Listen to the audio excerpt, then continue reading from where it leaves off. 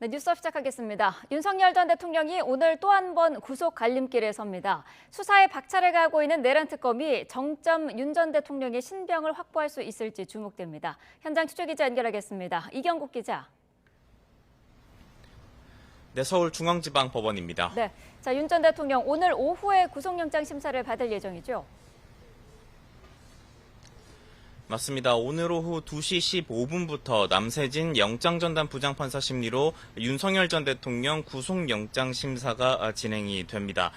윤석열 전 대통령 지난 1월 서울 서부지법에서 구속영장 심사를 받은 뒤 170여일 만에 또 한 번 구속 갈림길에 서게 됐습니다. 윤 전 대통령 직접 법정에 출석해서 오늘 신문 과정에 직접 참여한다는 계획입니다.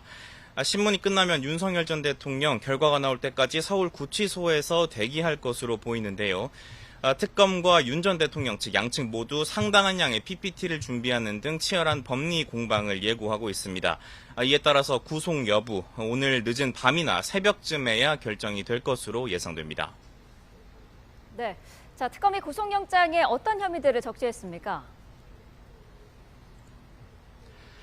네, 먼저 지난해 12월 3일 계엄 전 국무회의에 특정 국무위원만 소집을 해서 다른 장관들의 심의권 행사를 방해했다는 혐의가 적시가 됐습니다. 그리고 계엄 이후 당시 대통령실이 언론에 비상계엄 선포가 정당했다고 알리도록 한 것에 대해서도 특검은 직권남용 혐의를 적용했습니다. 그리고 법적 하자를 보완하기 위해서 사후 계엄 선포문을 만들었었다는 허위 공문서 작성 혐의도 포함이 됐습니다. 지난 1월 경호처가 공수처에 체포영장 집행을 저지하도록 했다는 혐의, 그리고 경호처에 계엄에 가담한 군 수뇌부의 비화폰 정보를 삭제할 것을 지시했다는 혐의도 함께 포함이 됐습니다. 특검은 이 같은 범죄 혐의의 중대성을 강조하는 것은 물론이고 사건 관련자들의 진술이 윤 전 대통령 변호인들의 조사 입회 여부에 따라서 달라졌었다는 점을 강조하면서 증거 인멸 우려를 오늘 집중적으로 부각할 것으로 전망이 됩니다. 네, 반면에 윤 전 대통령 측은 구속 필요성이 낮다는 점을 강조할 것으로 보이죠. 맞습니다. 윤 전 대통령 측 이미 재판이 진행 중인 내란 우두머리 혐의 재판에도 성실하게 출석을 하고 있고 특검 조사에도 모두 응했던 만큼 구속 필요성이 없다는 입장을 밝히고 있습니다. 그리고 구속영장에 적시된 혐의 모두 부인하고 있는 상황인데요. 일단 일부 국무위원만 국무회의에 소집했었다는 혐의에 대해서는 긴급성을 고려했을 뿐이라는 입장이고요. 또 윤 전 대통령 사후 계엄 선포문 작성에 개입하지 않았다고 반박하고 있습니다. 또 계엄 선포의 정당성을 알리도록 한 것은 합당한 지시였고 지난 1월 체포영장 집행 저지를 지시한 적도 없다고 강조하고 있습니다. 또 비화폰 정보 삭제 지시 혐의에 대해서도 직무 배제된 사람이 비화폰을 사용하면 안 된다는 법령에 따른 것일 뿐이라고 주장하고 있습니다.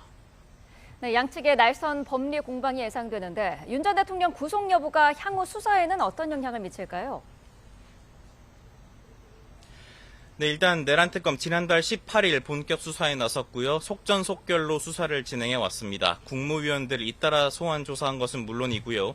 김용현 전 국방부 장관과 여인영 전 방첩사령관, 그리고 문상호, 노상원 전 정보사령관 등 핵심 관계자들의 추가 신병 확보에 성공을 했습니다. 여기에 더해서 정점으로 꼽히는 윤 전 대통령의 신병까지 조기에 확보를 하게 된다면 향후 수사는 더 탄력을 받을 것으로 예상이 됩니다. 그리고 향후 윤 전 대통령이 계엄의 명분을 만들고자 북한에 무인기를 보내서 무력 충돌을 유도하려 했다는 외환 혐의 수사도 본격화할 전망인데요. 혐의 입증이 쉽지 않다는 분석이 나오고 있는 상황인 만큼 더 세밀한 조사가 필요한 상황이라서 윤 전 대통령 신병 확보 여부가 결정적인 영향을 미칠 것으로 예상이 됩니다. 다만 신병 확보에 실패하게 된다면 윤 전 대통령 측은 특검이 무리한 수사를 했다면서 강하게 반발할 것으로 예상이 되는데요. 이 경우 앞선 두 차례 소환 조사 때와 마찬가지로 조사 일정이나 방식을 두고 양측의 신경전이 계속되면서 향후 수사에도 일정 부분 차질이 빚어질 수 있다는 전망도 나오고 있습니다. 지금까지 서울중앙지방법원에서 전해드렸습니다. 네, 윤석열 전 대통령은 영장 실질 심사를 받은 뒤 서울구치소에서 대기하게 될 것으로 보입니다. 심사를 받는 일반인들과 똑같이 신체 검사를 하고 머그샷을 찍는 등의 절차를 밟게 됩니다. 염혜연 기자입니다. 재구속의 기로에 서 있는 윤석열 전 대통령은 영장 실질심사 뒤 서울구치소에서 결과를 기다리게 될 것으로 보입니다. 내란 특검팀은 심사 뒤 인치 장소는 서울중앙지검이나 서울구치소 가운데 한 군데라고 밝혔습니다. 그러면서 최종 결정은 판사가 내리게 되지만 둘 중에 서울구치소로 결정하게 될 거로 전망했습니다. 윤 전 대통령은 지난 1월 받았던 첫 심사 뒤에도 당시 수감돼 있던 서울구치소로 돌아갔습니다. 결과를 기다리면서는 원칙대로 지문 채취와 머그샷 촬영 등 일반인과 똑같은 절차를 밟게 됩니다. 대기 중엔 입고 온 옷을 그대로 착용할 수 있습니다. 그동안 영장 실질심사를 받았던 전직 대통령들은 각기 다른 장소에서 결과를 기다렸습니다.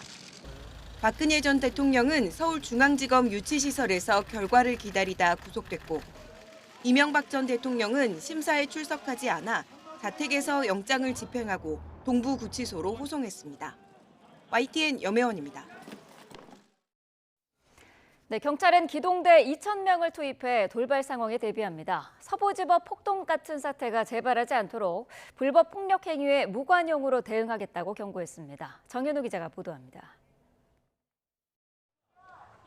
윤석열 전 대통령의 구속영장 실질심사가 진행되는 오늘, 지지자들은 서울중앙지방법원 인근에 집결합니다. 교대역 10번 출구 쪽 차도에 모여 영장심사 결과를 기다리면서 집회를 이어갈 예정입니다. 자칫 시위가 격화할 가능성도 있어 법원 일대엔 긴장감이 돌 것으로 보입니다. 지난 1월엔 윤 전 대통령 영장이 발부되자 지지자들이 서울 서부지방법원에 난입하는 등 폭력 사태가 벌어졌습니다.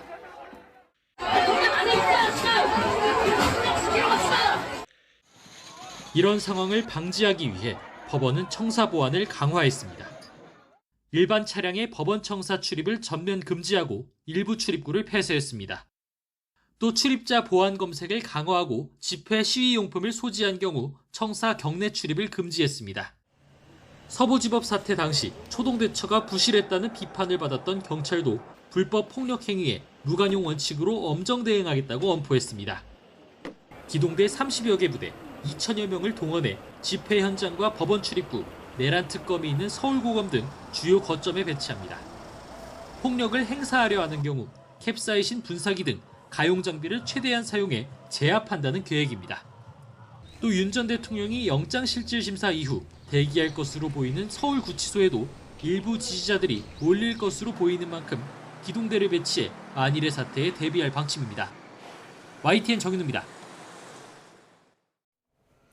김건희 여사 관련 의혹을 수사하는 민중기 특별검사팀이 공천 개입 의혹과 관련해 전방위 압수수색을 벌이며 수사를 본격화했습니다. 삼부토건 주가 조작 사건에 대해서는 연일 관계자들을 부르며 속도를 내고 있습니다. 안동준 기자입니다. 국민의힘 윤상현 의원의 국회 사무실에 수사관들이 들어갑니다.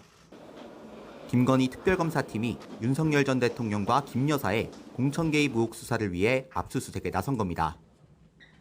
압수수색은 윤 의원 사무실을 비롯해 김영선 전 의원, 김상민 전 부장검사의 자택과 사무실 등 10여 곳에서 동시다발 진행됐습니다. 특검은 그동안 공천거래, 부당한 선거 개입과 관련한 많은 의혹이 장기간 제기되어 온 만큼 신속하게 사건의 진상을 규명할 필요가 있다고 판단하고, 지난 2022년 국회의원 재보궐선거 당시 국민의힘 공천관리위원장이었던 윤 의원은 지난해 공개된 윤석열 전 대통령과 명태균 씨 사이 통화에 등장하며 논란이 됐습니다. 김 전 의원은 지난해 총선을 앞두고 원래 지역구이던 창원 의창 대신 김해 갑에 출마한 것을 두고 김건희 여사가 영향력을 행사했다는 의혹을 받고 있습니다. 창원 의창에 김상민 전 검사가 출마하는 대신 김 전 의원의 김해갑 출마를 제안한 게 아니냐는 겁니다. 특검이 압수물 분석과 관련자 소환 조사 등을 신속히 진행하겠다고 밝힌 만큼 압수수색을 기점으로 김 여사의 공천 개입 의혹에 대한 수사도 본격화할 전망입니다. 특검팀은 수사 관련 자료를 제출받기 위해 경찰청 국가수사본부에 대한 압수수색도 진행했습니다. 또 가장 먼저 강제 수사에 나섰던 삼부토건 주가 조작 의혹에 대해서도 연일 관계자를 소환해 조사하고 있습니다. 정창래 전 삼부토건 대표와 이응준 회장의 소환 조사도 예정돼 있는데 주가 조작 의혹을 확인하는 것을 넘어 김 여사와의 연결고리도 찾을 수 있을지 주목됩니다. YTN 안동준입니다. 네, 최상병 특검은 모레 김태효 전 국가안보실 1차장을 소환 조사하기로 했습니다. 이른바 VIP 경로서를 본격적으로 들여다보기 위해서인데 당시 회의 관련자들에 대한 소환이 잇따를 전망입니다. 임혜진 기자가 보도합니다. 최상병 특검팀이 윤석열 정부에서 외교안보 분야 핵심 인사였던 김태효 전 국가안보실 1차장에게 오는 11일 오후 3시 출석을 통보했습니다.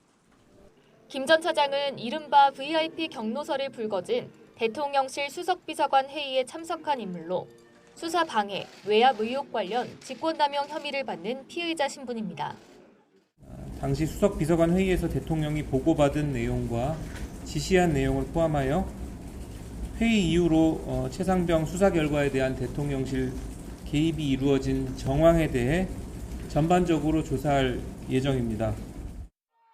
앞서 VIP의 경로를 박정훈 전 해병대 수사단장에게 처음 전달한 것으로 지목된 김계환 전 해병대 사령관을 소환했던 특검의 수사가 VIP 경로서를 정조준하는 모양새입니다.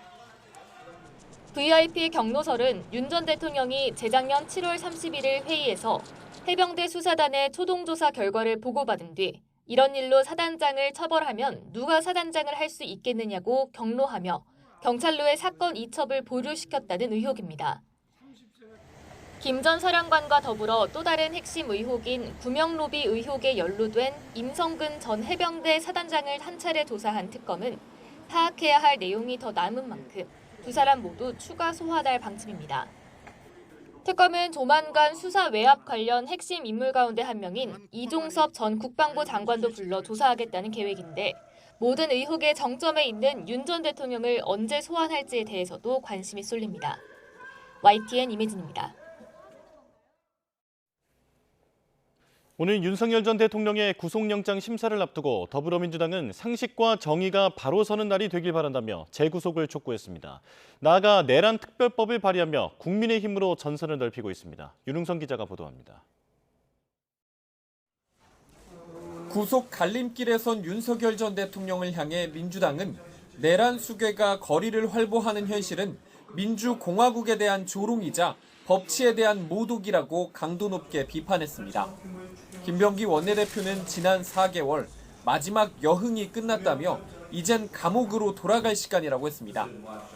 이어 특검 조사를 받는 지금까지도 허위 진술을 부하들에게 강요하고 있다면서 사법부의 재구속을 촉구했습니다.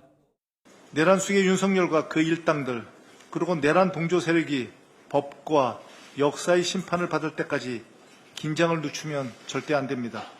윤석열이 무너뜨린 상식과 정의가 바로 서는 날이 되길 기대합니다. 특히 김건희 여사를 향해서도 영부인의 지위로 국정 전반에 개입한 것도 모자라 주가 조작에 이용한 것이 명백하다며 특검이 김 여사를 포토라인에 세워야 한다고 강조했습니다. 빼박 증거가 넘쳐나는 김건희에 대해 신속하고 철저하게 수사하기 바랍니다. 김건희를 검찰 포토라인에 세워 법 앞에 모두가 평등함을 입증하기 바랍니다. 민주당은 윤 전 대통령 부부를 넘어 국민의힘으로 전선도 넓혔습니다. 내란범에 대한 사면 복권을 제한하고 나아가 내란범 배출 정당은 국고 보조금을 끊는 내용의 내란특별법이 박찬대 의원 주도로 발의된 겁니다. 비상계엄이 선포된 지난해 12월 3일을 기점으로 지급된 돈까지 환수하겠다는 방침인데 3대 특검으로 가뜩이나 뒤숭숭한 야당으로선 치명상일 수밖에 없습니다. 때마침 공천 개입 의혹을 수사하는 김건희 특검팀이 윤상현 의원 사무실 등을 전격 압수수색하면서 국민의힘은 정치보복, 과잉 수사라고 반발하고 있습니다. 옛말에 화무 11홍이고 건불 10년이라고 했는데 그 칼날이 언제 되돌아올지 모릅니다. 윤석열 전 대통령의 신병 확보에 따라 특검 수사가 요동칠 수 있는 만큼 여의도 정치권은 서초동에 주목하고 있습니다. YTN 윤홍성입니다. 이재명 대통령이 국무회의에서 비공개 회의 내용을 개인 정치에 활용하지 말라며 사실상 이진숙 방송통신위원장을 향해 경고장을 날렸습니다. 감사원은 이 위원장이 유튜브 등에서 한 정치적 발언을 지적하며 주의 조치를 내렸습니다. 홍민기 기자입니다.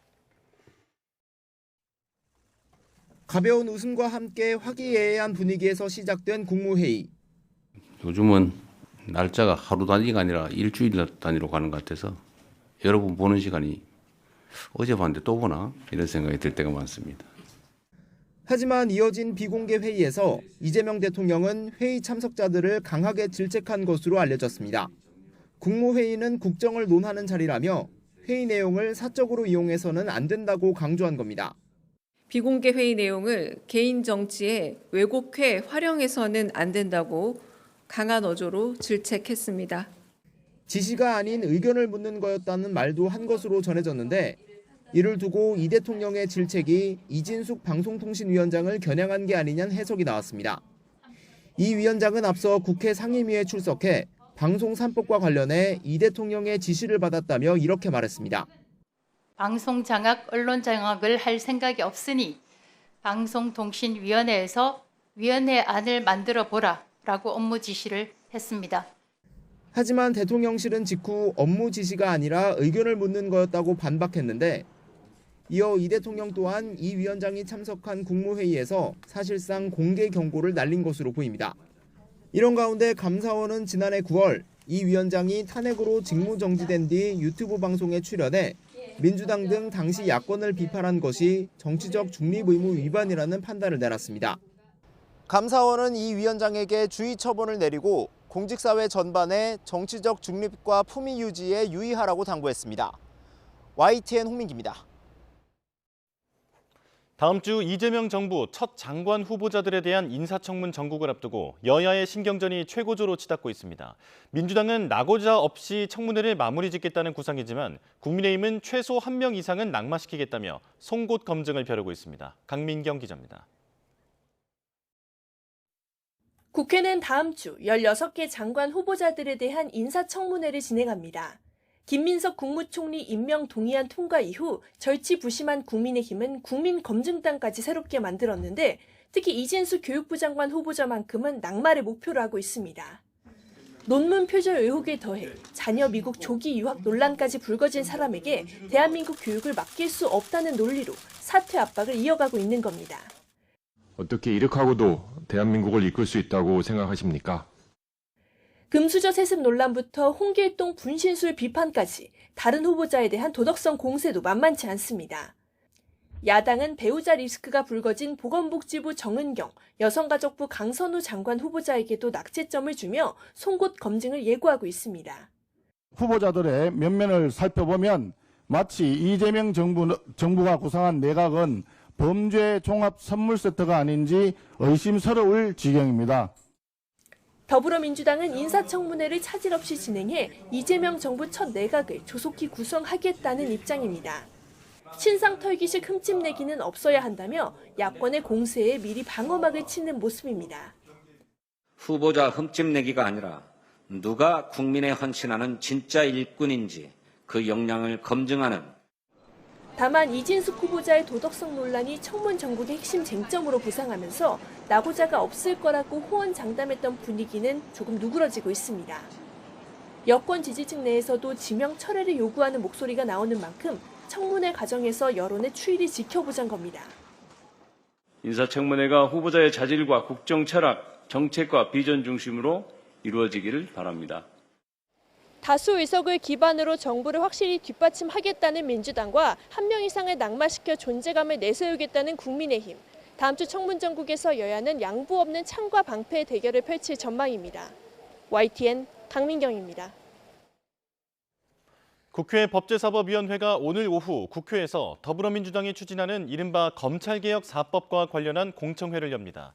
검찰청 폐지 법안과 공소청, 중대범죄수사청, 국가수사위원회 신설 법안 등 검찰개혁 4법은 기존의 검찰청을 해체하고 기소권과 수사권을 분리하는 것이 핵심입니다. 법사위는 공청회에서 법안과 관련한 법조계와 학계 의견을 듣고 법 시행 시 우려되는 부작용과 보완점 등을 논의할 예정입니다. 민주당은 조만간 당내에 검찰개혁 TF를 출범하고 추석 전까지 입법을 완료한다는 방침입니다.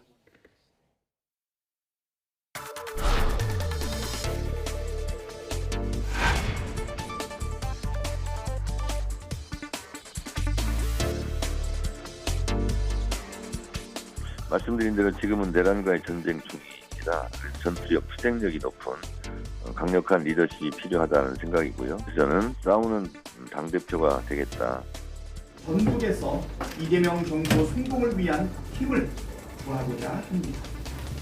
모든 구성원이 성공하는 팀을 만드는 서번트 리더십, 섬기는 리더십으로 여러분과 함께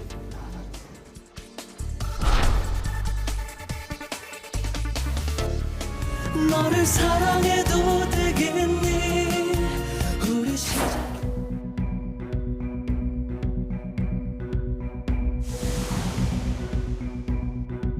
합의되지 않은 날치기 혁신위원회를 거부합니다. 메스가 아니라 직접 칼을 들겠습니다.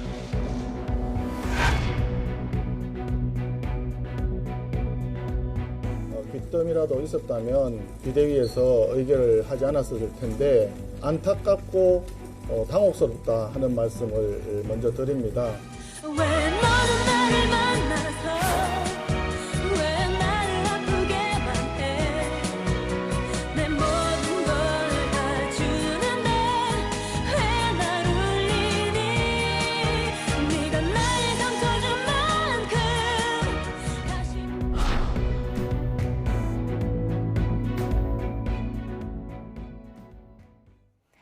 네, 전국 이슈 자세히 짚어보겠습니다. 백종호 세안대 교수, 정연국 전 청와대 대변인과 함께하겠습니다. 어서 오십시오. 네, 안녕하세요. 네.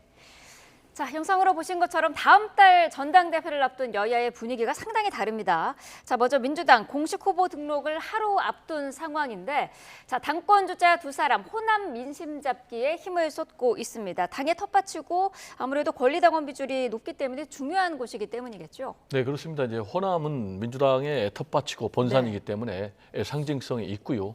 그리고 중요 선거 때마다 호남이 전략적인 선택을 했고 호남이 전략적인 선택을 하면 그 결과가 결론으로 이어졌기 때문에 그렇습니다. 그리고 또 이 호남의 권리당원들의 비중이 상당히 큽니다.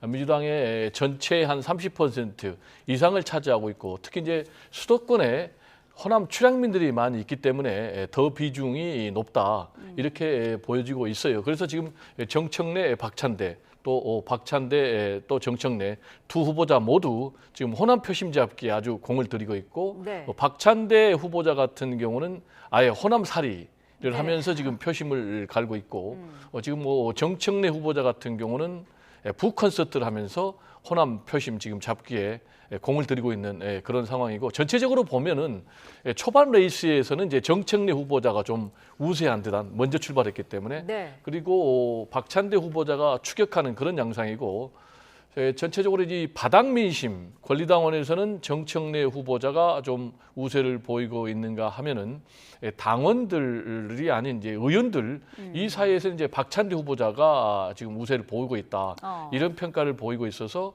좀 시간이 계속해서 지날수록 거의 지금 백중세로 가고 있는 것 아닌가. 그래서 매우 뜨겁게 두 사람 격돌하고 있는 상황입니다. 네, 이 두 사람의 전략도 다릅니다. 정청래 의원 같은 경우에는 싸우는 대표, 박찬대 의원은 섬김의 리더십을 앞세우고 있는데, 자, 정권 초반이고 강력한 여당인데 어떤 리더십이 필요하다고 보시나요? 싸우는 대표가 되겠다. 지금 이해가 되지 않습니다. 지금 민주당 같은 경우는 뭐 가질 것 다 가지고 할 수 있는 모든 걸 다 할 수 있는 그런 거대 여당 아니겠습니까? 그런 당 대표가 싸우겠다. 누구하고 싸우겠다는 것인지 모르겠습니다. 국민에게 싸우겠다고요? 그 지금 지리밀렬한 야당과 싸우겠다는 것입니까? 무엇이든지 할 수 있는 그런 당의 대표가 싸우겠다. 이것은 별로 맞지 않은 것 같고 박찬대 의원은 뭐 섬김의 리더십을 보이겠다는데 섬김도 그렇습니다. 섬김은 국민을 섬기겠다 이런 의미로 말씀을 하시는 것 같기는 한데 국민들이 받아들이기에는 대통령을 섬기겠다는 것이냐 이렇게 받아들일 수 이미지가 그렇습니다. 민주당의 이미지가 지금 대통령을 당 총재급으로 생각하는 그런 당의 모습을 보이고 있기 때문에 지금 뭐 보지 않았습니까? 지난번 이제 국민의힘과 대통령과의 수직적 관계 그리고 그 결말을 봤을 텐데 타산지석으로 삼지 않고 지금 그냥 대통령의 마음만 잡겠다. 미래 비전은 보이지 않는 경선을 하고 있다. 이런 경선에서 국민들 감동이 있겠느냐. 지금 민주당이 경선을 하는 것도 국민들이 잘 모를 것 같습니다.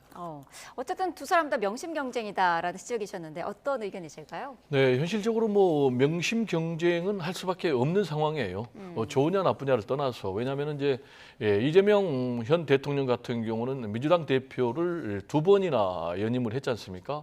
그러면서 뭐 국민의힘에서 이재명 일극 체제 아니냐라고 공격할 정도로 특히 이제 권리당원 중심으로 막강한 팬덤을 형성하고 있기 때문에 두 후보자가 내가 바로 명심이다 라면서 이제 명심 마케팅 하는 것은 뭐 어느 정도 이해할 수가 있고요. 네. 다만 이제 당 대표가 됐을 경우에 이재명 대통령과 건강한 당정 관계 또 당 대통령 관계를 유지하느냐가 굉장히 중요한데 타산 지석으로 삼을 것은 역시 이제 국민의힘의 모습이 아닌가 생각이 됩니다.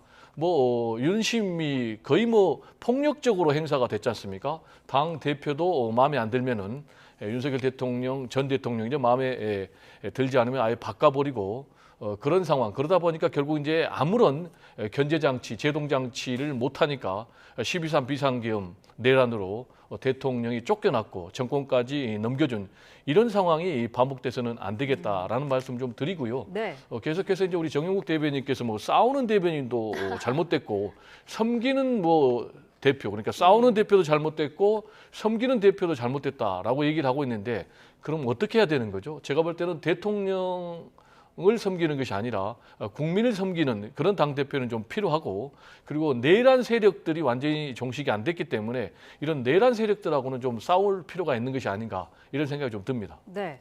자, 국민의힘은 혁신위 파행의 후폭풍이 계속되고 있습니다. 그동안 사실 변화를 기대했던 지지자들의 실망이 큰 만큼 당의 어떤 그 이미지랄까요? 여기에 대한 치명타에 좀 타격이 있었을 것 같아요. 네, 지난번 김용태 혁신안이 받아들여지지 않았고 네. 이번에 또 안철수 혁신위가 출범하자마자 좌초되는 이런 모습을 보이면서 사실 국민들에게 정말 할 말이 없습니다. 민망하기 짝이 없는데 그렇다 하더라도 이번에 안철수 혁신위 안철수 이제 의원이 쏘아올린 이제 하나의 작은 공이죠. 쌍권 탈당 이 부분에 대해서는 상당한 파장이 있다고 보여집니다. 네. 지금 그동안 국민의힘 같은 경우는 대선에 그렇게 지고도 조용한 정당으로 정말 졌는지 야당이 됐는지 안 됐는지 이런 것도 지금 자각을 하지 못할 정도로 고요한 정당이었는데 이제 굉장한 파장을 일으켰다고 봐요. 그래서 잠자고 있는 국민의힘을 깨웠다고 보여집니다. 네. 지금 여러 가지 뭐 두 가지 설이 있죠. 안철수 의원이 어차피 이게 받아들이지 않을 것이니까 인사혁신 뭐 비대위 지금 비대위 체제에서는 받아들이지 않을 것이니까 그것을 명분으로 삼아서 당대표 나가려고 했다. 그것을 이제 어떤 속셈이 있었다 하는 것이고 네. 안철수 의원은 그래도 순수하게 정말 인적 쇄신을 하려고 했는데 받아들이지 않아서 내가 당대표가 돼서 쇄신을 하겠다 이런 두 가지 설이 있는데 네. 어쨌든 간에 이번에 안철수 의원의 이런 시도는 상당한 의미가 있다고 보여집니다. 앞으로 네. 전개되는 부분에 있어서 큰 의미가 있고 지금 이제 그동안 우리 친준 세력들에 대해서 그 폐해에 대해서 누구나가 당원들도 공감을 하고 있지 않습니까? 그렇지만 아무도 얘기를 하지 않았는데 공개적으로 얘기를 함으로 인해 가지고 당 혁신의 방향 또 혁신의 주체 대상 이런 것들이 명확하게 정해지면서 굉장히 당내에서 상당한 논란 속에서도 좀 발전할 수 있는 그런 계기를 마련했다 이렇게 볼 수도 있을 것 같습니다. 네, 안철수 의원의 인적쇄신 대상으로 거론된 이른바 그 쌍권이죠. 권영세, 권성동 의원이 어제는 안 의원을 역으로 공격을 했습니다. 대표 자리에 욕심을 냈다는 거거든요. 어떻게 보시나요? 뭐 대표 자리 욕심낸 것은 잘못된 건 아니죠. 중요한 것은 지금 국민의힘이 혁신과 쇄신을 필요하느냐. 네. 그러면 이제 어떤 혁신과 쇄신이 필요하느냐. 역시 국민의힘에 있어서 가장 중요한 것은 인적 쇄신, 인적 청산이다. 네. 그러면 누가 인적 청산 또 인적 쇄신의 대상인가라는 것과 관련해서는 역시 지금까지 잘못된 그런 경로를 통해서 국민의힘을 몰락시킬 그런 위기까지 몰고 온 그런 사람들이 책임 있는 것 아니겠습니까? 그러면 과거에 안철수 의원이 그런 지도자적인 위치에 있었느냐? 없었거든요. 역시 이제 과거에 지도자적인 위치에 있었다면 권영세, 권성동 두 사람을 들 수밖에 없는 거죠. 특히 네. 이제 이분들은 개인적으로 윤석열 전 대통령과도 굉장히 가까워요. 윤석열 전 대통령을 결국 영입하는 데도 앞장섰고 또 대통령 후보를 만드는 데도 앞장섰고 또 대통령을 만드는 데도 앞장을 섰단 말이에요.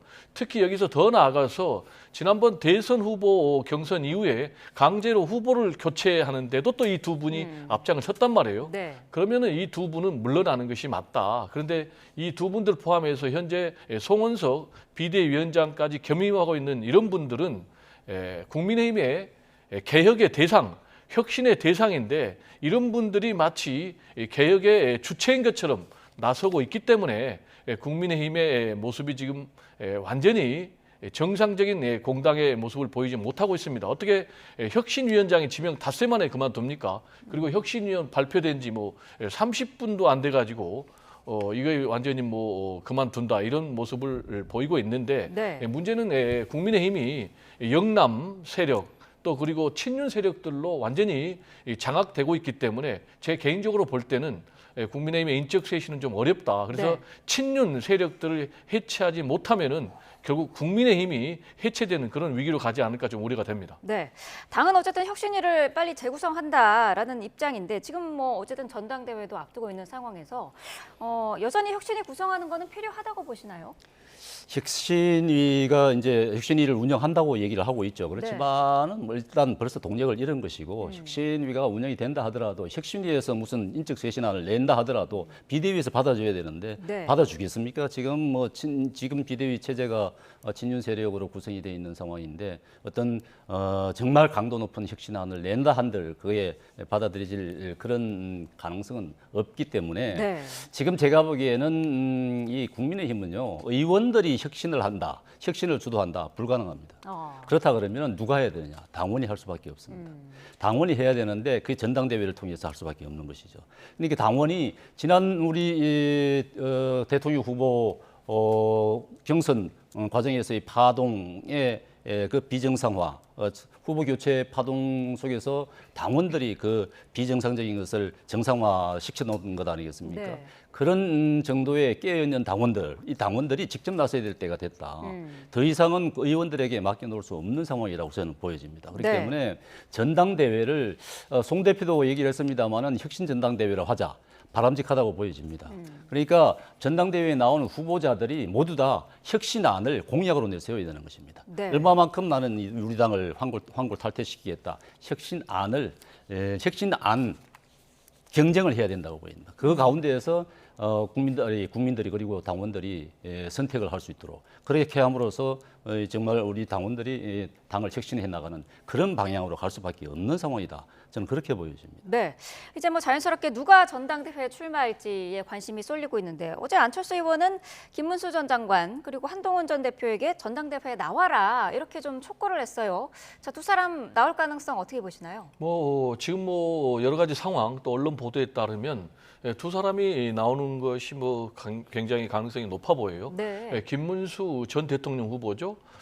같은 경우는 내가 이재명과 싸우겠다라면서 사실상 지금 출마 의사를 표명한 그런 상황이고 전체적으로 보면은 또 한동훈 전 대표 같은 경우도 그냥 지나갈 사람이 아니다. 네. 그런 이제 평가를 받고 있는데 안철수 의원 같은 경우에 과연 당 대표 선거에 나왔을 경우에 당선 가능성이 있느냐라는 것이 이제 본인으로서 가장 중요한데 저는 좀 상당히 좀 회의적으로 봅니다.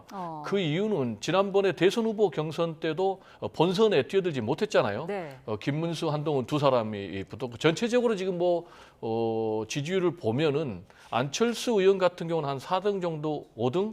그래서 안철수 의원이 이 전대에 출마를 할 경우에 본인이 전대에서 승리를 하려면 그나마 한동훈 전 대표 세력과 하나가 돼가지고 친윤 세력들과의 한판 싸움, 양자 대결 구도로 가야 될 텐데 지금 벌써 조경태 의원 같은 경우도 출마 선언을 해놓고 있는 그런 상황이기 때문에 다자 대결로 가면 결국 당 원내대표도 친윤 영남 세력들이 결집해서 만들었지 않습니까? 그래서 그렇게 될 경우에는 결국 김문수 전 후보가 가장 유리한 상황, 또는 특정인을 거명을 안 한다면 결국은 영남 세력 그리고 또 친윤 세력들이 선택한 그런 상황으로 갈 것이기 때문에 갈수록 국민의힘으로서는 어려운 상황.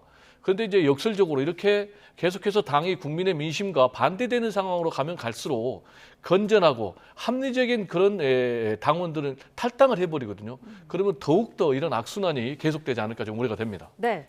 자, 국민의힘 지금 내부적으로도 이렇게 복잡한데 특검 수사 영향까지 받고 있습니다. 김건희 특검이 김선교 의원 그리고 원희룡 전 장관의 출국 금지 조치를 내렸는데 어제는 윤상현 의원에 대해서 압수수색을 또 했습니다. 국민의힘에서는 지금 정치 보복이다 이렇게 반발을 하고 있더라고요. 네, 이제 특검의 칼날이 국민의힘으로 바로 이제 겨냥이 되고 있는 상황이죠. 네. 지금 이제 윤상현 의원의 압수수색이 있었습니다만은 이와 관련해서 공천 관련이 아니겠습니까? 2022년도에 국회의원 보궐선거인데 그 해에 또 6월 달에 이제 지방선거가 있었고 2024년 총선까지 지금 특검은 다 들여다보겠다는 것 아니겠습니까? 그 과정에서 공천이 정당하게 이루어졌느냐, 윤석열 부부가 개입을 했느냐 이런 부분을 갖다가 들여다보는 것인데 이게 이제 시작이라고 보여집니다. 네. 특검은 이제 윤상현 의원을 넘어서서 이제 국민의힘 쪽으로 국민의힘을 직접 압수수색하겠다고 하고 나올 것이겠죠. 그렇게 된다 그러면은 이제 국민의힘 입장에서는 이걸 어떻게 막을 것이냐. 참 대응하기가 힘듭니다. 지금 지리멸렬한 그런 상황이지 않습니까? 네. 국민의힘 입장에서 보면은 이걸 여기에 대한 대응책으로는 국민 지지밖에 없어요, 사실은. 국민이 지지해줘야 되는 거죠. 국민 지지 없으면은 지금 아무리 정치 보복이다 한들 이게 힘이 실리지 않는 거예요. 그렇다면 국민의 지지를 어떻게 받을 것이냐. 이 역시 혁신인 것입니다. 결국은 해답은 혁신밖에 없어요. 혁신을 해서 당이 환골탈퇴하겠구나 하는 그러한 국민적 기대감이 있어야 이게 지금 지지도가 높아지는 거. 지금 거꾸로 지지도가 내려가고 있는 그런 상황 아니겠습니까? 네. 지금 저도 영남입니다. 영남에 가서 여론을 들어보면 말이죠. 국민님 정말 질렸다고 얘기합니다. 전부 다 돌아서고 있어요. 그게 현실입니다. 그건 직시해야 되는 거예요. 그런데도 불구하고 당 내부에서 당 지도부에서 이거를 그냥 외면한다? 그렇게 해서는 이 사태를 정면 대응하지 못할 뿐만 아니라 여기에 대해 속수무책 당할 수밖에 없어요. 그런 상황이기 때문에 네. 국민의힘에서 좀 대우각성을 해야 된다고 봅니다. 자, 특검 수사 이제 시작이다라고 말씀을 해주셨는데 민주당의 박찬대 의원 같은 경우에는 체포동의안이 넘어오면은 즉시 통과하게 하겠다 이런 뜻도 밝혔더라고요. 제가 볼 때는 원칙론이라고 봅니다. 네. 잘 아시겠지만은 이제 국회의원 같은 경우는 불체포 특권이 있어서 네. 현행범이 아닐 경우에는 체포영장, 구속영장이 발부가 돼도 국회에서 제적 과반의 찬성에 동의를 얻어야만이 체포할 수가 있습니다.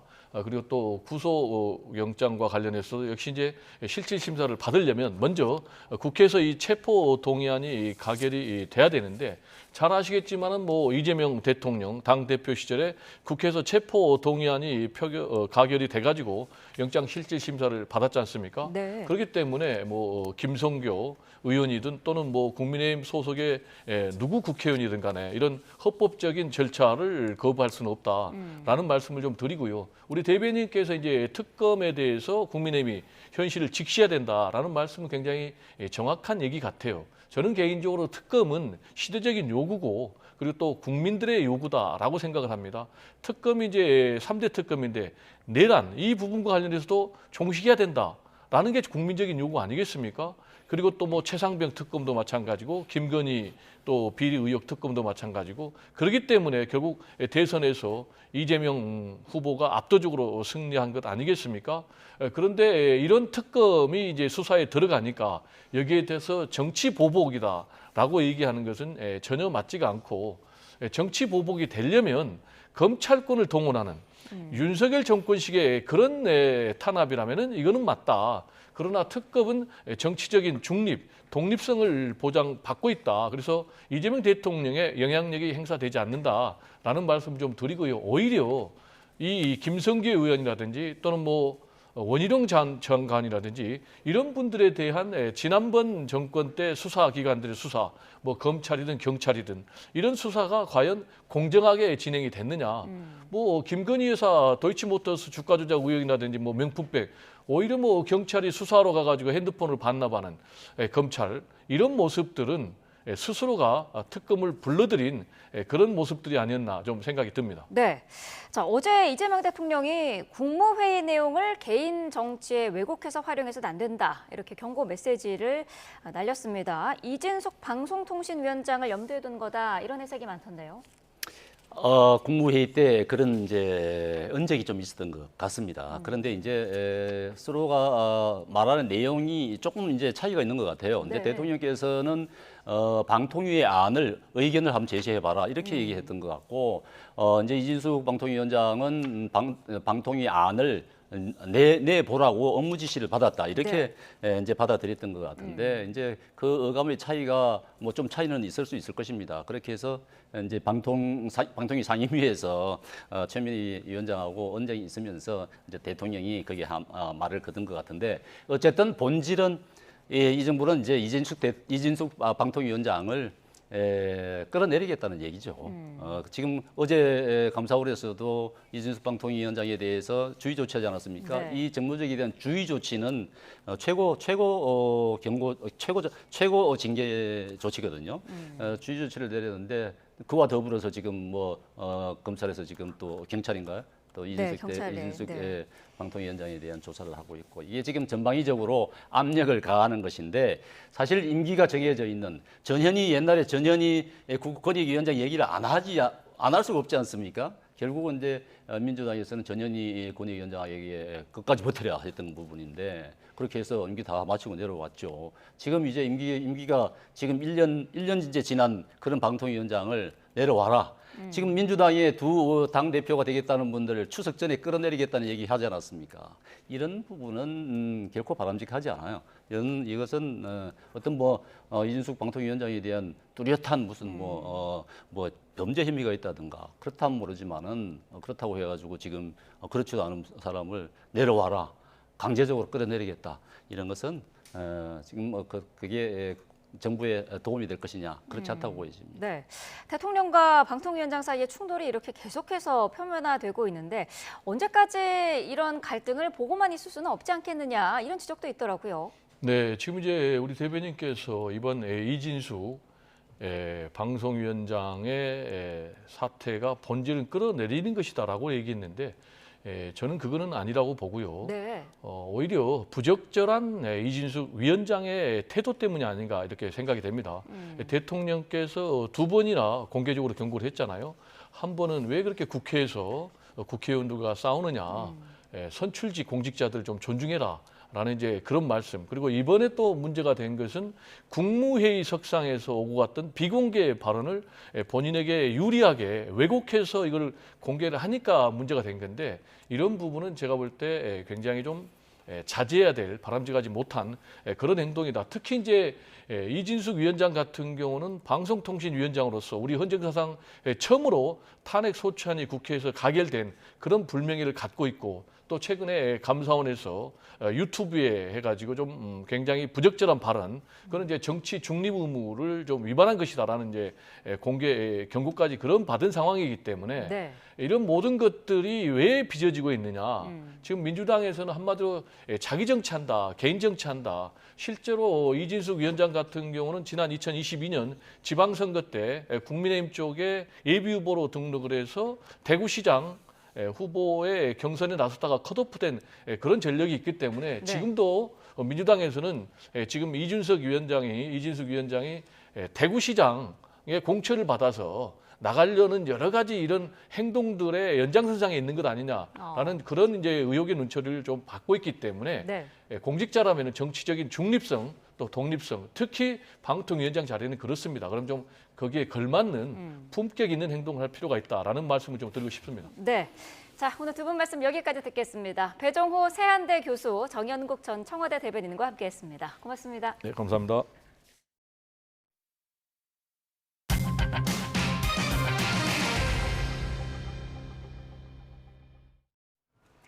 네, 연일 견디기 힘든 폭염이 이어지고 있습니다. 서쪽 지방은 오늘도 더위가 기승을 부리겠는데요. 어제는 서울의 낮 기온이 38도에 육박하면서 7월 상순으로는 118년 만에 가장 심한 폭염으로 기록됐습니다. 김민경 기자입니다. 강한 햇빛에 달궈진 아스팔트가 흐릿하게 출렁이며 뜨거운 기운을 내뿜습니다. 숨이 막힐 듯한 더위.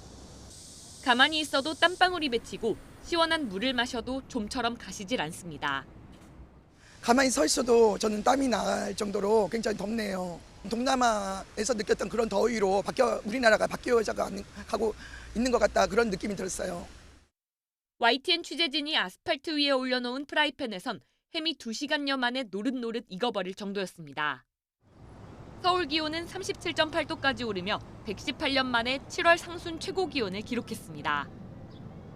광진구와 동작구는 39.6도, 구로와 용산, 동대문, 강남구도 39도를 넘겼고 경기 광명 철산동과 파주 광탄면, 안성 양성면은 올해 처음 40도를 넘어섰습니다. 서쪽은 뜨거운 열기로 달아올라 대부분 지역에 폭염 경보가 내려진 반면 동해안은 하루 전까지 기승을 부리던 더위가 한풀 꺾이며 폭염특보가 해제됐습니다. 바람의 방향이 동풍으로 바뀌면서 서쪽 지역은 산맥을 넘어 뜨거워진 바람까지 더해져 열기가 한층 심해진 겁니다. 광화문 광장의 표면 온도를 재보겠습니다. 오후 1시 기준 땡볕 아래에서는 50도에 육박했습니다. 하지만 바로 옆 그늘로만 이동해도 표면 온도는 33도 정도로 확연히 낮아집니다. 횡단보도 앞 아스팔트는 53.5도로 달아올랐지만 시원한 물이 흐르는 청계천 그늘 지표 온도는 27.6도로 30도 가까운 온도 차이를 보였습니다. 집에 있으니까 너무 더워가지고 그래서 여기 나와보니까 시원하고 다 담으니까 시원하고 좋네요. 문제는 이 같은 숨막히는 폭염이 이번 주 후반까지 이어질 전망이란 점입니다. 9일 수요일 동해상의 고기압에 따라 동풍이 산맥을 넘으면서 더운 공기가 불어드는 서쪽 지역은 35도 이상으로 덥겠고 한낮 땡볕에서는 10분만 서 있어도 탈진할 수 있는 만큼 물, 그늘, 휴식 3가지 기본 수칙을 지켜 온열 질환을 예방하는 게 가장 중요합니다. YTN 김민경입니다. 네, 이런 기록적인 폭염 속에서도 비닐하우스에서 거주하는 사람들이 있습니다. 경기 과천시에 있는 꿀벌 마을 주민들인데요. 비닐하우스 마을을 오승훈 기자가 취재했습니다. 도심 한복판에 비닐하우스가 모여 있습니다. 문을 열고 들어가니 살림살이가 가득합니다. 450여 가구, 750여 명의 주민이 사는 경기 과천시 꿀벌 마을의 비닐하우스 집입니다. 폭염 속 비닐하우스는 그야말로 찜통입니다. 이렇게 무슨 요즘에 날씨가 더운데 무슨 열사병 걸려서 뭐 죽으라는 것 같아서 정말 참담할 뿐입니다. 이곳 주민들의 집인 비닐하우스 안에 들어왔습니다. 가만히 서 있기만 해도 이렇게 땀이 줄줄 흐르는데요. 온도계로 집안 온도를 재보니 무려 40도가 넘는 것으로 나옵니다. 지난 3월 꿀벌 마을에 난 화재로 일부 가구는 전기와 수도까지 끊겼습니다. 선풍기도 못 틀고 냉장고도 텅텅 비었습니다. 견디다 못한 일부 주민들은 마을 회관으로 대피했습니다. 지금도 많이 덥잖아요. 근데 어쨌든 오후만 되면은 더 많이 찜질이니까는 들어올 수가 없죠. 꿀벌 마을은 3기 신도시 개발지구에 포함돼 연말부터 철거를 앞두고 있는데 일부 주민은 새로운 거처를 마련하는 것도 걱정입니다. 개발사업 주체인 한국토지주택공사와 경기주택도시공사는 공공임대주택 입주를 제한했는데 주민들은 보증금과 월세가 부담돼 이주 결정을 하지 못하고 있습니다. 지금은 어쨌든 여기 공동생활이 아닌 조그마한 기어가는 들어가는 데라도 내 집이 있었으면 좋겠다는 게 소망이고 아직 뾰족한 해법은 보이지 않는 가운데 오늘도 꿀벌 마을 주민들은 비닐하우스 집에서 무더위와 사투를 벌이고 있습니다. YTN 오승훈입니다. 우리나라에 관세 폭탄을 안긴 트럼프 미국 대통령이 이번엔 한국이 자국 방위비를 스스로 부담해야 한다고 압박했습니다. 주한미군 규모를 또 부풀려 말하며 100억 달러, 우리 돈으로 14조 원 가까운 돈을 미군 주둔 비용으로 지불해야 한다고 주장했습니다. 워싱턴 권중기 특파원입니다. 트럼프 집권 2기 6개월을 맞아 열린 내각회의. 트럼프 대통령은 다른 모든 나라가 미국에 부당한 관세를 부과할 동안 미국은 당하기만 했다며 돌연 주한미군 얘기를 꺼냈습니다. 미국이 한국을 재건하고 미군을 주둔시켰지만 너무 적은 비용을 내고 있다는 겁니다. We supply the militaries to many very successful countries. I mean, South Korea is making a lot of money, and they're very good. They're very good, but you know, they should be paying for their own military. 그러면서 한국이 100억 달러, 우리 돈 13조 7천억 원을 방위비로 내야 한다고 주장했습니다. 현재 방위비의 10배 가까운 규모입니다. You know, I said to South Korea as an example, you know, we give you free military essentially, very little. And I think you should pay us $10 billion a year. 실제 2만 8천 명가량인 주한미군 규모를 4만 5천 명으로 부풀려 말하며 인상하기로 했던 방위비를 바이든 행정부가 깎아줬다는 주장도 반복했습니다. You know what Biden did? They probably went to him and they said, listen, Trump treated us terribly and we shouldn't be paying anything, and he cut it down to nothing. 트럼프 대통령이 관세를 언급하는 도중에 주한미군 방위비 얘기를 꺼낸 건 관세 협상에서 미국의 협상력을 높이기 위한 의도로 읽힙니다. 워싱턴에서 YTN 권중기입니다. 상호관세 발표 이후 트럼프 대통령은 시행 날짜에 대해 조정 가능성을 열어뒀는데요. 그런데 다시 상호관세 시행은 항상 8월 1일이었다며 더 이상의 유예는 없을 거라고 말을 바꿨습니다. 대미 수출 2위인 반도체에 대한 품목별 관세도 이르면 이달 말에 발표할 전망입니다. 워싱턴 홍상희 특파원입니다.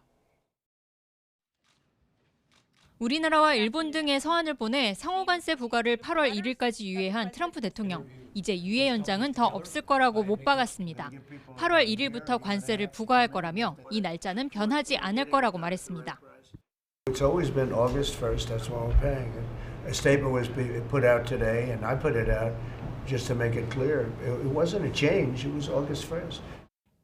하루 전 마음에 드는 제안이 오면 8월 1일 관세 부과일도 조정할 수 있다고 한 말을 바꾼 겁니다. 우리나라의 대미 수출품 2위인 반도체를 포함한 추가 관세 부과 계획도 예고했습니다. But they were all here now. They all left. They went to other places because we allowed. So we're going to be announcing pharmaceuticals, chips, and various couple of other things. 관세율과 부과 시점은 구체적으로 밝히지 않았는데 하워드 러트닉 상무장관은 반도체는 이르면 이달 말 조사를 마칠 계획이라고 밝혔습니다. 이달 말 반도체 관세 부과 계획을 발표할 수 있다는 겁니다. 구리 50%, 의약품엔 200%의 고율 관세를 예고했습니다. 구리에 대한 관세는 이달 말이나 8월 1일에 발효할 것으로 보이는데 트럼프 대통령은 미국에서 의약품을 만들 시간을 최대 1년 반 정도 준 뒤 200%의 고율 관세를 부과할 거라고 말했습니다. 자동차와 부품에 부과되고 있는 25% 품목별 관세에 이어 반도체 관세까지 부과될 경우 대미 수출은 타격을 입을 수밖에 없습니다. 우리 협상팀의 어깨도 더 무거워지고 있습니다. 워싱턴에서 YTN 홍상입니다. 이처럼 미국 트럼프 대통령이 관세 서한에 이어 방위비 분담금 인상을 압박한 가운데 대통령실은 국익 관철을 최우선 목표로 신중하게 협상에 임하겠다는 방침을 유지하고 있습니다. 복수의 대통령실 고위 관계자는 오늘 YTN에 대미 협상 상황과 관련해 추가로 내놓을 입장은 없고 트럼프 대통령의 방위비 언급에는 과민 반응할 필요가 없을 것 같다며 이같이 밝혔습니다. 이런 가운데 2박 3일 동안 미국을 방문했던 위성락 국가안보실장은 오늘 오후에 귀국합니다. 방미 기간 마르코 루비오 미 국무장관 등을 만난 위 실장은 대미 관세 협상 상황과 한미 정상회담 조율 등 방미 결과를 설명할 것으로 예상됩니다.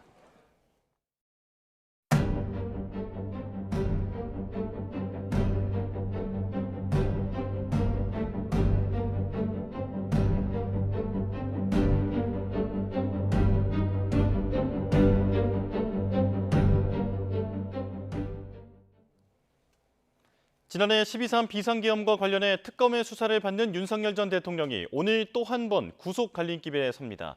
수사에 박차를 가하고 있는 내란 특검이 정점인 윤 전 대통령의 신병을 확보할 수 있을지 주목됩니다. 현장 취재기자 연결합니다. 이경국 기자. 네, 서울중앙지방법원입니다. 네, 윤 전 대통령이 오늘 오후 구속영장 심사를 받을 예정이죠? 네, 그렇습니다. 오늘 오후 2시 15분부터 남세진 영장전담 부장판사의 심리로 윤석열 전 대통령 구속영장 심사가 진행이 됩니다. 윤 전 대통령은 지난 1월 서울 서부지법에서 내란 우두머리 혐의로 구속영장 심사를 받은 지 172일 만에 다시 구속 갈림길에 서게 됐습니다. 윤 전 대통령 직접 법정에 출석해 신문 과정에 참여한다는 계획인데요. 앞서 윤 전 대통령은 지난 1월 구속영장 심사 때 직접 변론을 펼친 바 있는데 이번에도 구속수사의 부당성을 직접 강조할 수 있다는 예상이 나오고 있습니다. 신문이 끝나면 윤 전 대통령은 결과가 나올 때까지 서울구치소에서 대기할 것으로 예상이 됩니다. 양측 모두 상당한 양의 PPT를 준비하는 등 치열한 법리 공방을 예고하고 있는 만큼 구속 여부는 늦은 밤이나 새벽쯤에야 결정될 것으로 전망이 됩니다. 오늘 법원 부근에서는 윤 전 대통령 지지자들 그리고 반대단체의 집회가 잇따라 열릴 예정인데요. 경찰은 경력 2천여 명을 투입하고 불법 폭력 행위에 대해서는 엄정하게 대응하겠다는 방침을 밝혔습니다. 네, 특검은 윤 전 대통령 구속영장에 어떤 혐의들을 적시했습니까?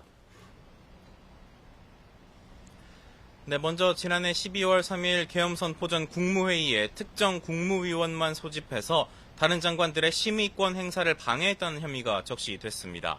그리고 계엄 이후 당시 대통령실이 언론에 계엄 선포가 정당하다고 알리도록 한 것에 대해서도 특검은 직권남용 혐의를 적용했습니다.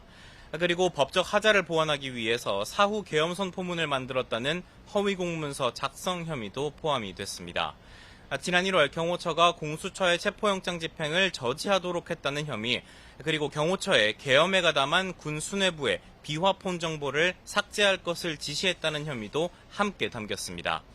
특검은 이 같은 범죄 혐의의 중대성을 강조하는 것은 물론이고 사건 관련자들의 진술이 윤 전 대통령 변호인들의 조사 입회 여부에 따라 달라졌었다는 점을 강조하면서 진술 등 증거인멸 우려를 집중적으로 부각할 것으로 보입니다. 네, 반면 윤 전 대통령 측은 구속 필요성이 낮다는 점을 강조할 것으로 보이죠? 맞습니다. 윤 전 대통령 측은 진행 중인 내란 우두머리 혐의 재판에도 성실히 출석하고 있고 특검 조사에도 모두 응한 만큼 구속 필요성이 없다는 입장을 밝히고 있습니다. 그리고 영장에 적시된 혐의들 역시 모두 부인하고 있는 상황인데요. 일단 일부 국무위원만 국무회의에 소집했다는 혐의에 대해서는 긴급성을 고려했을 뿐이란 입장이고요. 윤 전 대통령은 사후 계엄 선포문 작성에도 개입하지 않았다고 반박하고 있습니다. 또 계엄 선포의 정당성을 알리도록 한 것은 합당한 지시였고 지난 1월 체포영장 집행 저지를 지시한 적도 없다고 강조하고 있습니다. 비화폰 정보 삭제 지시 혐의에 대해서도 직무 배제된 사람이 비화폰을 사용하면 안 된다는 법령에 따른 것일 뿐이라고 주장하고 있는 상황입니다. 윤 전 대통령 신병 확보 여부는 향후 특검 수사에도 큰 영향을 줄 것으로 보이는 만큼 법원이 어느 쪽의 주장을 받아들일지 관심이 쏠리고 있습니다. 지금까지 서울중앙지법에서 전해드렸습니다. 김건희 특검은 삼부토건 주가 조작 의혹과 관련해 핵심 인물들을 잇따라 불러 조사하고 있습니다. 오늘은 정창래 전 삼부토건 대표를 불러 구체적인 사실관계를 캐물을 것으로 보이는데요. 취재기자 연결합니다. 안동준 기자.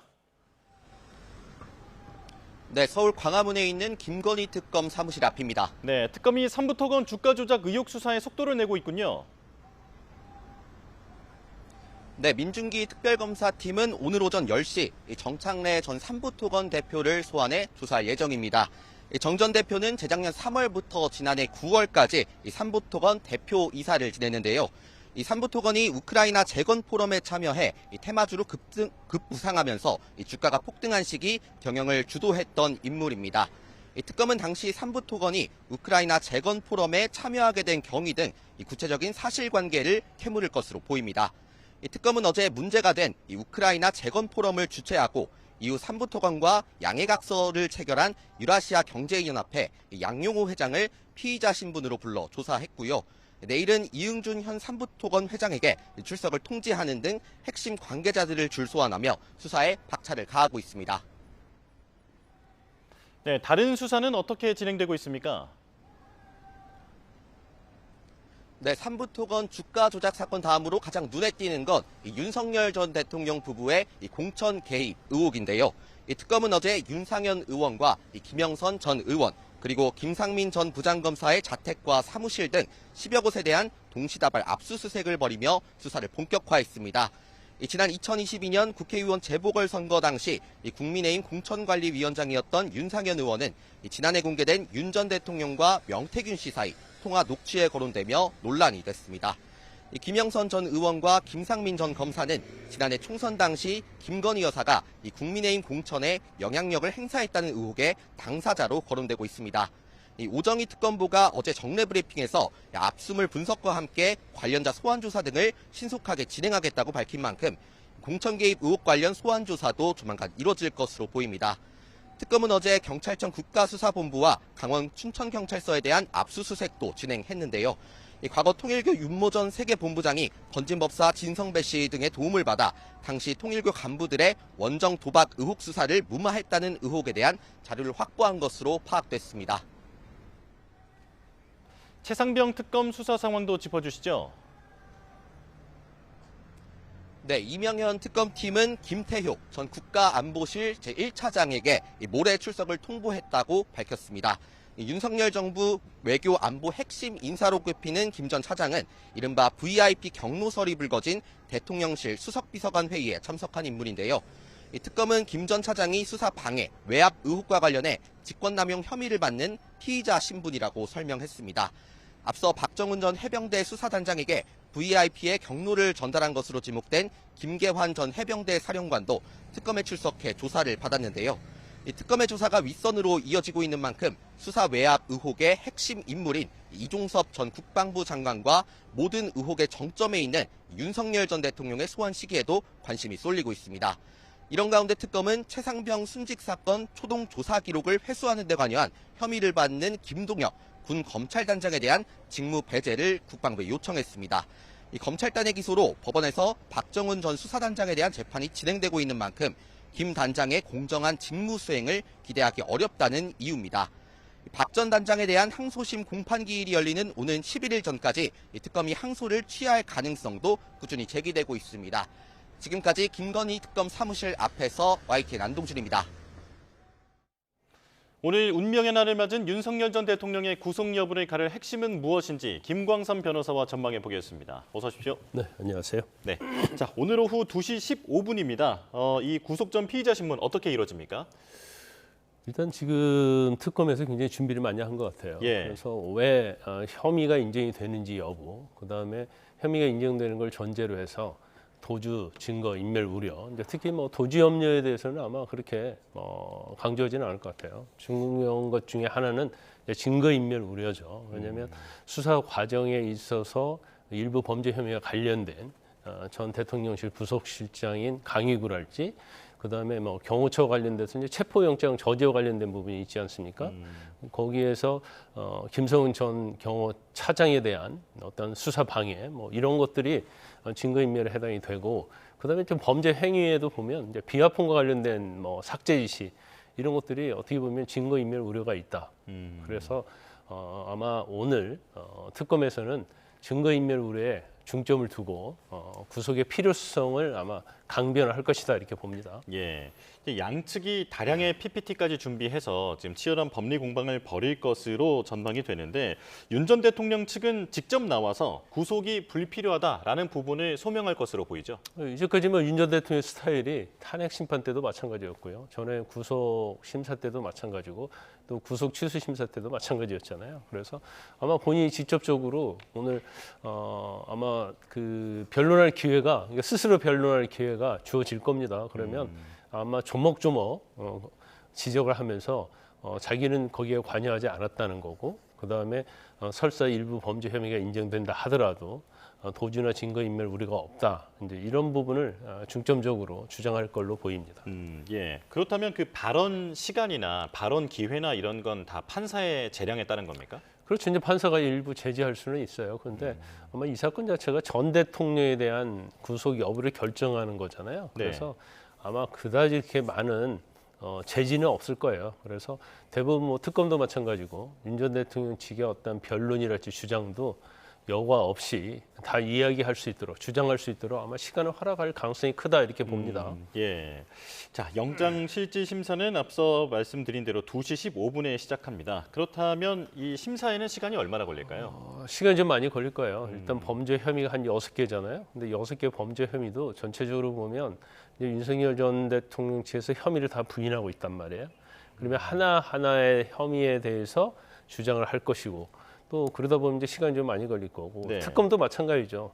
혐의 인정 여부에 대해서 어떤 증거랄지 이런 거에 의하면 명백하게 인정된다. 이제 그렇게 서로 공방이 있을 겁니다. 그럼 시간 상당히 걸릴 거고요. 아마 제가 볼 때는 적어도 이제 2시 15분이면 네.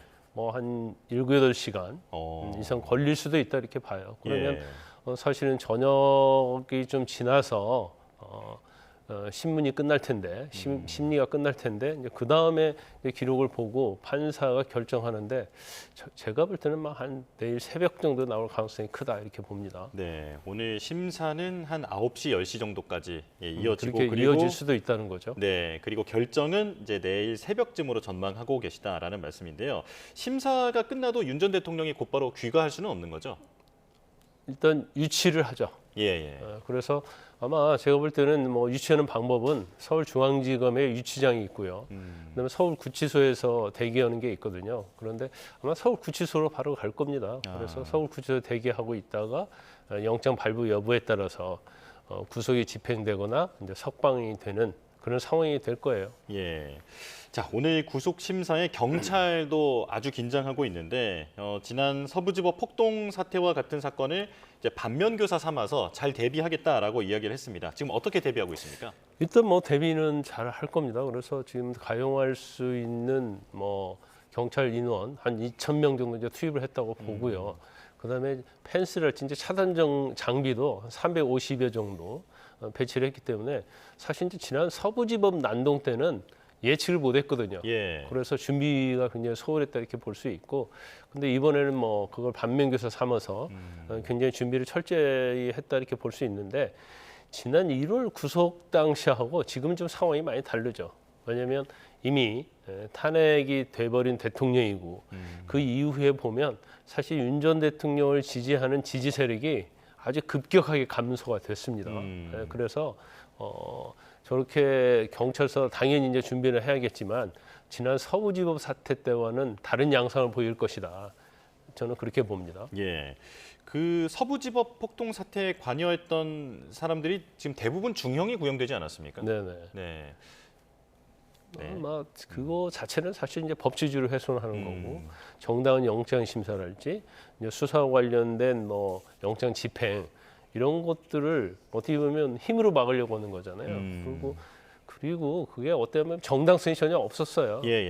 그래서 당연히 이건 이제 법원의 입장에서 보면 이제 법치주의를 완전히 훼손한 거라고 볼 수 있고 이 난동 자체가 이제 폭력으로 이루어졌기 때문에 어떻게 보면 이제 사법부에 대한 도전 이런 걸로 볼 수밖에 없는 거죠. 그래서 형량 자체가 굉장히 중형으로 선고 결과가 나왔다 이렇게 볼 수 있습니다. 예. 자, 그렇다면 오늘 이제 구속을 가를 핵심 쟁점이 무엇이 될지 이 부분을 좀 짚어보겠습니다. 지금 일각에서는 공수처의 내란죄의 수사권이 있었느냐 이 부분이 쟁점이 될 것이다라는 전망이 있는데 이게 지금 체포영장 그 집행 방해 지시와 관련되어 있는 내용이잖아요. 그렇죠. 근데 뭐 제가 볼 때는 뭐 그때와 지금 좀 다르다는 생각이 들어요. 그리고 공수처 수사권이 있느냐 없느냐 여부에서 물론 이제 윤 전 대통령에 대한 구속 취소 결정에는 영향을 미쳤는데 이제 이 부분보다도 지금 뭐 물론 뭐 공수처의 어떤 체포영장 자체가 불법적인 것이다. 근데 그렇다고 한다면 이걸 저지하는 것 자체가 죄는 되지 않겠죠. 그렇지만 법원서 정당하게 발부된 거기 때문에 이걸 가지고 영장 단계에서 문제 삼지는 않을 것이다. 저는 그렇게 보고요. 재판부에서. 근데 중요한 것은 지금 6개 범죄 혐의가 대부분이 윤 대통령의 지시에 의한 것이냐 아니냐. 그러니까 개입 여부예요. 관여를 했느냐 안 했느냐. 그 부분이 굉장히 쟁점이 될 것 같아요. 혐의에 있어서.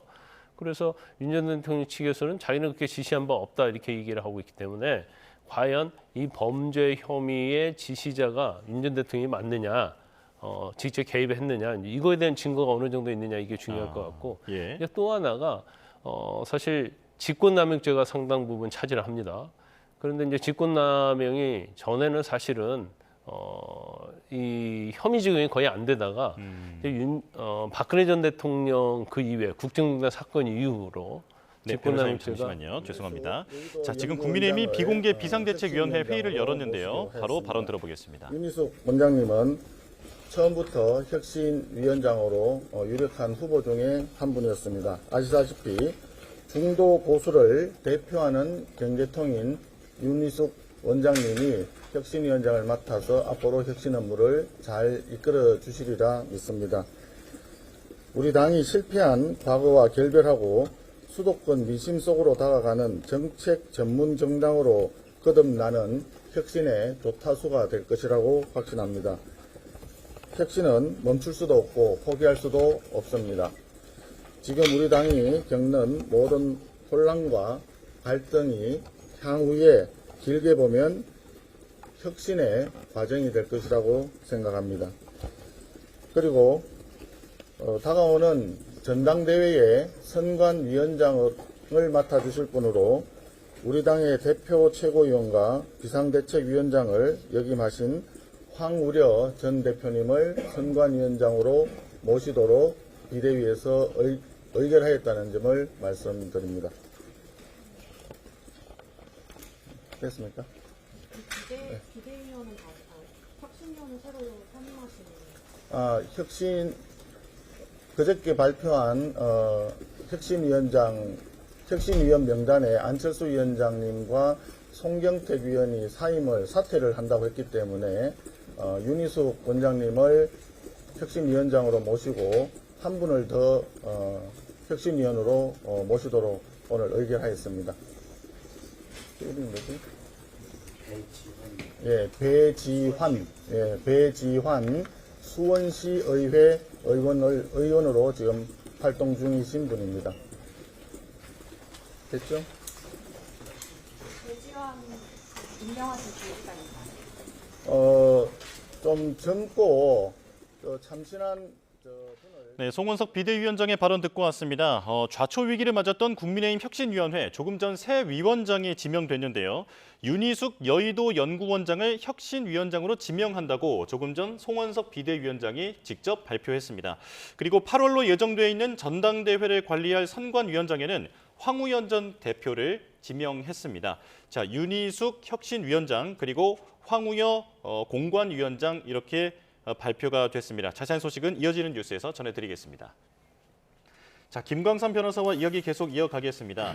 자, 지금 윤 전 대통령의 구속 여부를 가를 핵심 쟁점에 대해서 이야기를 나누고 있었는데 김성훈 전 경호처 차장 그리고 강희구 전 부속실장의 진술 변화가 윤 전 대통령 측의 변호인이 입회할 때와 입회하지 않았을 때 많이 달라졌다. 이 점을 특검은 눈여겨서 보고 있더라고요. 이거 자체는 이제 증거 인멸과 관련된 부분이죠. 예. 구속영장 발부의 기준 중에 이제 도주민 증거 인멸 우려가 있는데 만약에 뭐 정말로 그렇게 회의를 해서 어떤 진술이 이제 번복하게 만들었다랄지 또 변화를 하게 했다고 한다면 그거 자체는 사실은 굉장히 이제 중대한 수사 방해라고 할 수 있고요. 예.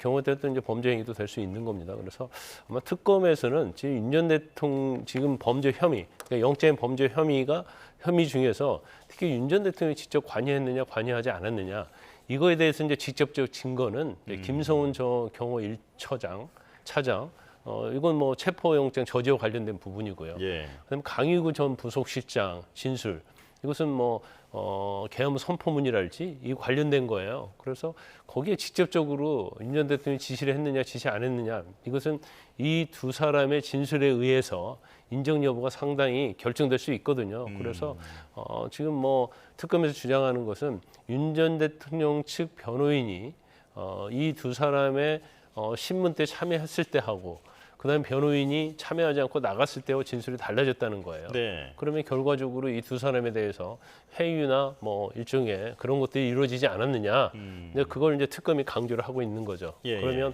증거인멸 우려가 있기 때문에 윤 전 대통령은 반드시 이제 구속을 해야 한다. 이제 그런 취지의 주장을 하고 있는 겁니다. 그러니까 이게 특검의 그 소환 조사 과정에서뿐만이 아니라 지금 만약 윤 전 대통령의 신병을 확보하지 않는다면 바깥에서도 뭐 만난다든지 전화를 한다든지 해서 그 진술을 번복하게 압박할 우려가 있다. 이걸 지금 증거인멸 우려라고 한다는 거죠? 그렇죠. 이제 강의구하고 이제 김성훈 전 차장 이외에도 앞으로 윤 전 대통령이 직접적으로 뭐 어떤 범죄 혐의에 대해서 개입을 했느냐 하지 않았느냐는 사실 이제 중간에서 지시를 받은 사람의 진술에 의거해서 이게 죄가 인정될 수도 있고 인정되지 않을 수도 있는 거거든요. 그래서 그런 부분에 대해서 이제 특검이 강조를 하는 거예요. 그래서 구속이 돼야 하지 그런 행위를 더 이상 하지 못하게 할 수 있다. 그러니까 윤 전 대통령은 반드시 이제 구속이 되어야 한다. 그런 입장인 거죠. 예. 자, 지금 이 구속영장에 적시가 되어 있는 혐의를 잠깐 정리를 해보면 국무위원회 심의를 방해했다. 그리고 사후에 계엄 선포문을 작성하고 폐기했다. 여기에 외신에 허위 공보를 했고 비화폰의 정보 삭제를 지시했고 체포영장 집행 방해 이렇게 지금 5가지가 나와 있는데 이 중에서 변호사님께서 보시기에는 특검이 가장 힘을 줄 만한 부분은 어디라고 보십니까? 아니 근데 지금 뭐 체포영장 저지하는 거고요. 네. 이건 특수공무집행 방해잖아요. 왜냐하면 경호처 직원을 통해 가지고 영장 집행을 방해했기 때문에 그다음에 이제 두 번째가 이제 비화폰 삭제 지시예요. 이것은 증거 인멸과 관련된 건데 그래서 어떻게 보면 이게 이제 경찰 검찰에서 수사를 중점적으로 거의 마무리한 사건이라 볼 수 있고 그다음에 나머지 건에 대해서는 사실은 특검에서 이제 새로 수사를 해서 추가한 범죄 혐의다 이렇게 볼 수가 있는데 근데 약간 이제 법률적으로는 약간 견해가 다를 수 있는 여지는 있습니다. 그 체포영장 저지하고 비화폰 이것은 제외하더라도 이제 국무위원들을 소집하는데 일부에서는 소집 통지를 하고 일부는 안 했다는 거 아니에요. 그럼 아는 사람에 대해서는 소집을 해야 할 의무를 당연히 해야 하는데 하지 않았기 때문에 이 부분에 대해서 어쩌면 그 국무위원들의 국무위원 심의권을 어떻게 보면 방해했다. 그래서 이제 직권남용이란 말이에요. 그래서 이게 과연 직권남용죄가 될 건지 이제 그 부분은 제가 볼 때는 법률적으로 상당히 논란이 있을 것 같고, 그다음에 CNN을 통해서 이제 홍보를 했다는 거예요. 비상계엄의 정당성에 대해서. 그래서 해외 비서관으로 하여금 그런 행위를 시켰기 때문에 이것도 직권남용이다 하는데 이것도 굉장히 논란이 있을 것 같아요. 법적으로 직권남용에 해당되는지 여부. 그래서 이제 사실관계에 있어서는 윤 전 대통령이 직접 개입을 했느냐 이 범죄 행위에 그게 논란이 될 것 같고 그다음에 개입을 했다 하더라도 이게 과연 직권남용에 해당이 되느냐 이런 부분이 오늘 영장 심사에서 많이 다투어질 걸로 보입니다. 자, 그리고 지난 1차, 2차 소환 조사에서 모두 외환 혐의 관련된 조사도 이뤄진 것으로 알려졌는데 이번에 구속영장에는 적시가 되지 않았습니다. 아직 수사가 더 필요한 상황이겠죠? 아마 뭐 일부 이제 수사는 더 해야 할 것으로 보이고요. 그런데 수사가 완전히 사실관계에 대해서 확인이 됐다 하더라도 특검에서는 고민이 굉장히 많을 거예요. 왜냐하면 외환유치죄는 외국과 통모하여가 구속 요건이거든요. 근데 사실은 헌법에는 북한을 외국으로 보지 않고 있죠. 그리고 지금 북한에 무인기를 보내서 북한이 이제 도발시키도록 했다는 거잖아요. 그러면 외환유치죄에서는 또 외국 설사 뭐 북한이 외국이다 할지라도 서로 공모를 해야 한단 말이에요. 통모를 해야 하는데 이거 통모가 아니고 일방적으로 무인기를 보냈다고 한다면 이 죄는 해당이 되지 않아요. 그래서 설사 어떤 비상계엄을 하기 위해서 북한의 도발을 유도하기 위해서 무인기를 보냈다 하더라도 이게 법률적으로 상당히 외환유치죄로 적용하기는 굉장히 어려운 측면이 좀 있을 겁니다. 왜냐하면 이거 자체가 사실은 비상계엄을 선포하기 위한 어떤 전제로서 명분을 삼기 위해서 한 행위이기 때문에 이게 일종의 이제 내란죄의 어떤 범죄 행위에 포함되는 이제 그런 행위일 수도 있거든요. 그래서 이걸 특검에서 이제 어떤 식으로 이제 법률 적용할지는 이제 두고 봐야겠죠. 일각에서는 이번에 구속영장에 외환 혐의 관련한 내용이 없는 이유가 만약 체포영장, 구속영장이 기각된다면 그때 쓸 카드로 남겨둔 게 아니냐라는 분석도 있던데요. 제가 볼 때는 그렇지는 않은 것 같아요. 왜냐하면 이제 속전속결 수사한다는 게 내란 특검이잖아요. 네. 그러면 만약에 외환 유치죄가 성립이 되고 확실한 증거가 있다고 하고 법률적 적용에도 문제가 없다고 한다면 이건 당연히 구속영장에 넣어야지, 포함을 시켜야지 영장 발부 가능성이 훨씬 높아지는 거거든요. 네. 그런데 아직 외환 유치죄에 대해서 이제 특검이 수사가 약간 미진하든지 아니면 영장에 넣을 정도의 어떤 수사가 성숙하지 않았다. 제가 볼 때는 그렇게 볼 수밖에 없다 이렇게 봅니다. 예. 자, 그리고 조금 전에 외환 혐의가 만약에 사실관계를 조사했다 하더라도 북한과의 통모를 입증하기 어렵기 때문에 적용하기 어려울 가능성을 짚어주셨는데, 그래서 이 부분을 내란죄를 확대 적용하는 방안으로 방향을 튼다라는 얘기도 있더라고요. 근데 내란죄를 이제 확대 적용한다는 것이 그게 무슨 말인지 잘 모르겠어요. 예. 왜냐하면 내란죄가 있으면 내란죄 지금 재판을 받고 있잖아요. 윤석열 전 대통령이. 그래서 전체적으로 보면 비상계엄, 지금 비상계엄을 내란으로 보고 있는 거잖아요. 내란을 일으키기 위해서 무인기를 북한에 보낸 거기 때문에 어떻게 보면 내란을 일으키기 위한 하나의 수단이 된 거죠. 방법이 된 거니까 네. 내란죄에 이제 포함이 된다고 볼 수가 있어요. 전체적으로 보면 범죄 사실 자체에. 네. 그래서 아마 저게 무인기를 보낸 사실이 인정이 되고 그 동기가 계엄을 하기 위한 것이었다고 한다면 뭐 제가 볼 때는 지금 내란죄로 수사받고 재판받고 있잖아요. 그 공소장을 좀 변경할 수 있다. 그래서 이런 식으로 해서 내란을 음모를 하고 내란을 이제 수행을 했다. 이런 식으로 갈 가능성이 크다 이렇게 봅니다. 예. 자, 마지막으로 윤 전 대통령 측의 변호인들에 대한 경고 메시지도 계속 내고 있는데 네. 전에는 허위 사실을 유포하면서 수사 방해를 하고 있다라고 경고를 하더니 이번엔 영장이 유출됐다. 그 사람이 누군지까지 특정했다라고 하면서 중대범죄 행위로 규정을 했더라고요. 이건 어떤 배경일까요? 모르겠어요. 이제 영장 자체를 지금 특검에서 영장을 윤 전 대통령이 준 거잖아요. 예. 그런데 이걸 외부에 과연 누설을 했을 때 이게 비밀 누설죄에 해당이 되느냐? 이제 그 부분은 좀 약간 뭐 법적으로 명백히 죄가 된다 안 된다 이렇게 보기 어려운 측면이 있어요. 왜냐하면 일단 변호인은 업무상 비밀 누설인데 이거 자체가 윤 전 대통령이 허락을 받았다고 한다면 그건 뭐 업무상 비밀 누설 보기 어려운 측면이 있죠. 그런데 지금 특검에서는 지금 뭐 아까 강희구 전 부속실장이랄지 김성원 전 차장이랄지 이런 진술에 영향을 미치고 있고 경우에 따라서 영장 범죄 사실 가지고 어떻게 보면 언론을 이용하고 있다 이렇게 보고 있기 때문에 그게 이제 경고성 메시지라고 봐요. 그런데 사실 이제 구속영장은 일단 청구가 되면 거의 언론에 다 보도가 됩니다. 지금 우리가 언론에 보도된 내용을 가지고 방송을 하고 있잖아요. 그렇죠. 그래서 저거 자체는 그냥 뭐 경고성이지 크게 처벌을 할 수 있다거나 뭐 그러지는 않을 것 같아요. 그래서 굉장히 이제 머리싸움을 하고 있는데 제가 볼 때는 특검이 너무 자잘한 거에 신경 쓰면 안 되고 결국 범죄 혐의 자체의 소명에 집중을 하는 게 맞다 이렇게 봅니다. 알겠습니다. 지금까지 김광삼 변호사와 이야기 나눠봤습니다. 고맙습니다. 자, 그리고 증시 속보 전해드리겠습니다. 코스피가 어제보다 0.27% 오른 3,123포인트로 출발했습니다. 그리고 코스닥도 0.27% 오른 786.33포인트로 개정했는데요. 원달러 환율은 4.1원 오른 1,372원으로 시작했습니다. 경제 소식도 들어오는 대로 전해드리겠습니다. 덥다는 말이 절로 나오는 날씨입니다. 오늘도 서쪽 지방을 중심으로는 폭염 경보가 이어지겠고요. 서울과 광주가 한낮에 36도까지 크게 치솟겠습니다. 동풍이 태백산맥을 넘어 서쪽 지방을 뜨겁게 달구는 팬 현상이 지속하면서 이들 지역은 주 후반까지도 고온 현상이 계속되겠습니다. 온열 질환 예방 등 건강관리 잘해주시기 바랍니다. 지난 밤 사이 서쪽 지방 곳곳에서 열대야가 나타난 데 이어 한낮에도 더위가 기승을 부리겠습니다. 서쪽 지방은 대전 36도, 전주 35도까지 크게 오르겠고요. 반면 폭염특보가 해제된 동해안 지방은 포항 27도, 강릉 28도에 그치겠습니다. 더위 속 오늘은 인천과 경기 서해안, 경북 동해안과 제주도에 한때 소나기가 지날 수 있겠고요. 내일은 전남 지방에 소나기 가능성이 있겠습니다. 남은 한 주간 하늘은 대체로 맑겠지만 서쪽 지방은 뜨거운 날씨가 계속될 전망입니다. 폭염 속 대기가 불안정해지면서 소나기 구름이 자주 발달하고 있습니다. 곳에 따라 벼락과 돌풍을 동반하며 요란하게 쏟아질 수 있으니까요. 여름철 폭염과 기습 폭우에 대비 잘해주시기 바랍니다. 지금까지 YTN 원희다입니다.